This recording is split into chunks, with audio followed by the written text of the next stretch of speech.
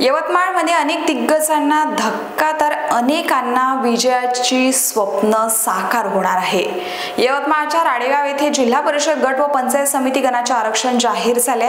राडेगाव तालुक्यात जिल्हा परिषद 3 गट व पंचायत समितीचे 6 गट असून जिल्हा परिषद जडका गट हे नागरिकांना मागास प्रवर्गासाठी तर झाडगाव अनुसूचित जमाती खैरी नागरिकांना मागास प्रवर्ग यासाठी आरक्षित झाला असून पंचायत समिती गणात झाडगाव ओबीसी महिला वरद अनुसूचित जमाती पुरुष खैरी राखीव असल्याने अनेक दिग्गज नेत्यांचे स्वप्न धुळीस मिळाले आहे।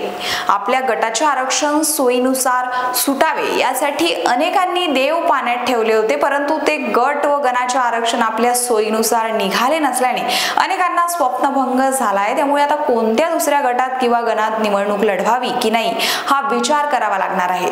गटाचे आरक्षण राजकीय समीकरणावर थेट परिणाम करणार असून अनेक अनुभवी नेते आणि संभाव्य उमेदवारांच्या योजनांमध्ये बदल होण्याची शक्यता आहे। काही गटातील आरक्षणामुळे स्थानिक राजकारणात नवीन चेहरे उदयास येण्याची ही शक्यता वर्तवली जात आहे।